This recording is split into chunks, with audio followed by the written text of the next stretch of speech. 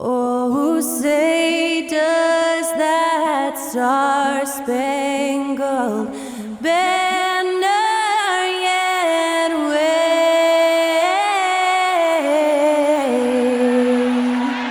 o'er the land of the free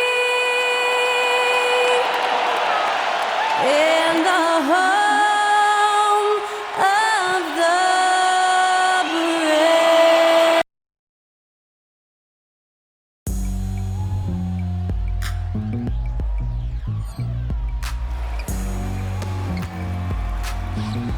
Welcome to 2K Sports presentation of the NBA, but the bad news is there is no basketball, there is no NBA.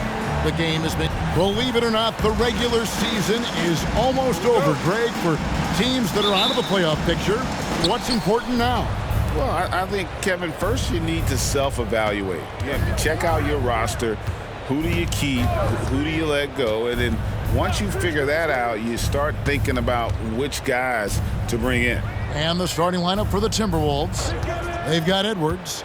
Sharp out there with George. Then it's Paolo Banchero. And it's Wang in at the pivot spot, manning the middle. And it's always nice to get the easy look inside for your first points of the game. Mitchell. Smith finds Murray. Smith sets the pick for Murray. Back to Smith. 6 to shoot. Charlotte moving the ball around. Bangs home the trifecta. Boy, slick pass by Murray. He makes such an effort to create for his teammates. Now, here's Sharp. A good portion of the scoring has come from him. He averages more than 18 points a game. Misses the layup. He had him with that bump fake. And it's Mitchell with the ball for the Charlotte Hornets. Whistle blows. Bucket is good. And he'll have a chance at the line to make it a three-point play. And once he got to the 10, I think he was surprised to find himself that wide open. Well, this early, they should be showing a lot more energy on defense. It's not there. The Hornets shooting their first free throw of the contest. At the line for Charlotte, Mitchell.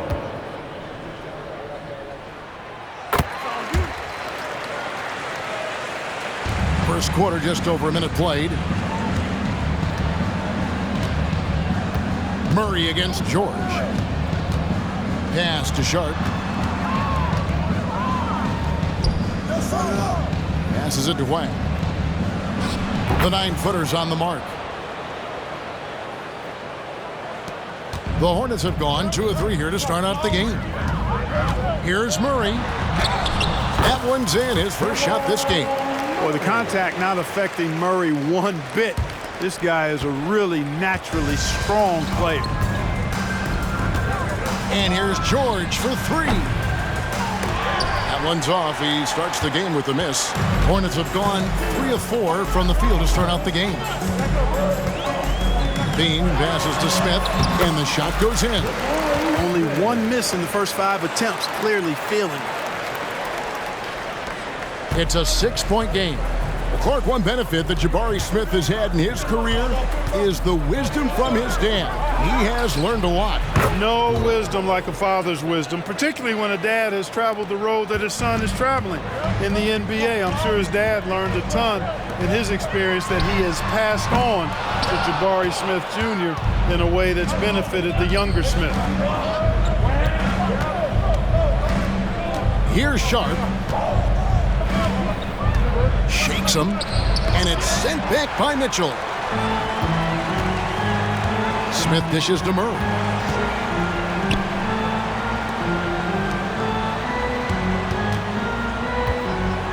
He's covered by Banchero.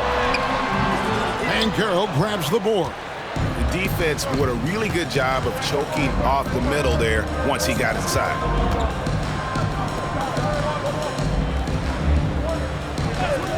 The pass to Wang. 6 on the shot clock.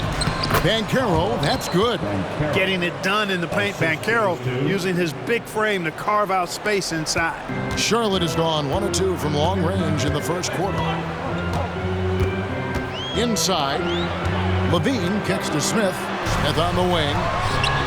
Good, and the assist goes to Mitchell. Smith's got 5 now. Boy, he is looking confident. Love how they're using him so far.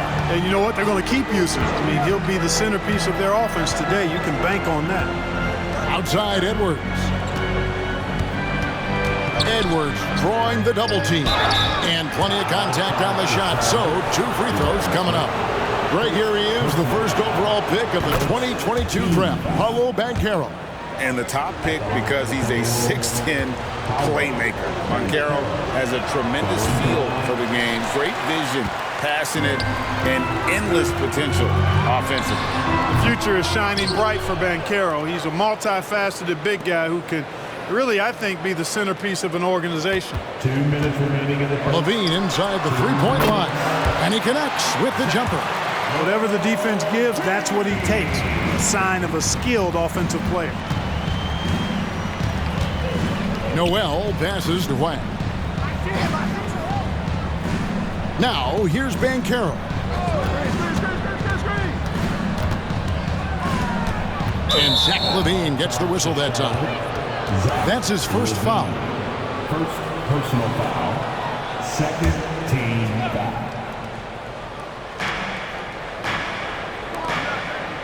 Here's Noel. He's covered by Murray. Pass to Banchero. Shot clock at 5. And they've done a nice job controlling the defensive backboard to start this game. Not one second chance bucket allowed. That is finishing off good defense. To the inside. Levine for 3, and it's the Hornets another 3. Oh, great ball movement there. 1:05 left in the first quarter of the game. Here's Sharp. Shot goes down. Very quick possession right there. No idea what they were thinking there defensively. I mean, that's a shot he makes often. Murray with the bounce pass. And he can't bank that one in. Timberwolves trail by 6. Pass to White. Back to Noel. Passes to Hendricks for 3. Rebound by Mitchell. Mitchell's got his 4th rebound with that last one here tonight. There's 21 seconds left to play in the first quarter. And that one drops. And the story here, Kevin, early on is how well they've shot the basketball. Very high percentage so far, and if you want to start a game hot, that's the way to do it. Foul charge to Charlotte. He'll take his 3rd and 4th free throw shots at the game right here. Personal foul. That free throw good from Banchero. At the line for the Timberwolves. Both free throws good from Banchero. Now Murray. He's certainly been a consistent piece of their offense, averaging about 14.5 points a game. And he comes up with the deuce. You know, when Murray finishes like this, guys, it shows you how...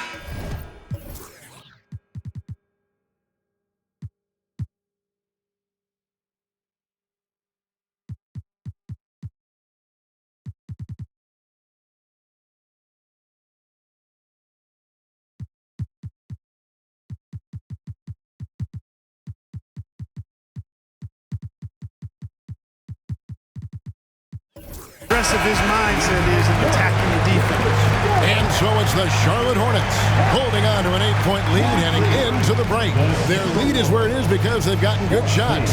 A lot of good shots. We come back right after this.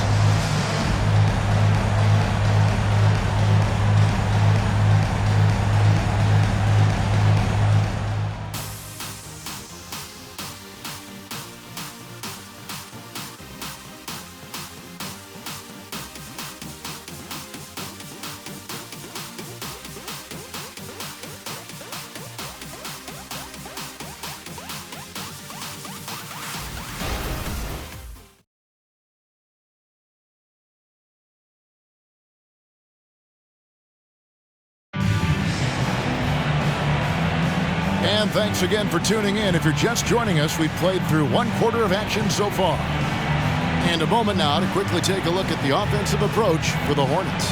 You know, right from the start, it seemed they got hot from three-point range, pulling apart the defense and racking up the points, too. And the other thing I've been impressed with, guys, is their assertiveness at attacking the paint, trying to hunt for those high percentage looks.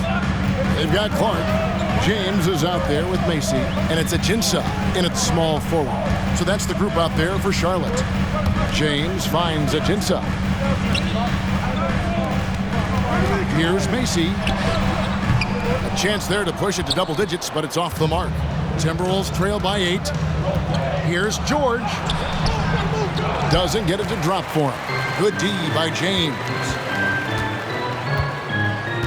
And rebuilding teams, Clark, are going to ride their young prospects. But talk about the importance of having those sage veterans on that roster and their guidance. Kevin, I don't think you can overstate it. It's critical. It's imperative. I mean, imparting that understanding of what it takes to be a professional and doing it with words and example is so valuable and so part of what veterans offer to young players and to good teams. Minnesota making a switch. Edwards is checked in. So I tell you what, he earned his money on that foul. Yeah, if you're going to foul, then make sure that you don't give a chance for the and one. Going to the line, shooting 2. And he sinks the second. Here's James. He's averaging just around 8.5 points a game. Beyond the arc. Gets it to go from beyond the arc. And the Hornets lead by 12. They're getting a lot of their points outside the paint. 3 of their last 5 baskets are from three-point range. George against James. And the rejection by Clark. Well, this is where measurements don't tell the whole story. Clark is a tremendous shot blocker despite having an average wingspan. Clark sets a screen for James. Right wing. Second shot opportunity. Hendricks pulls it in. And not allowing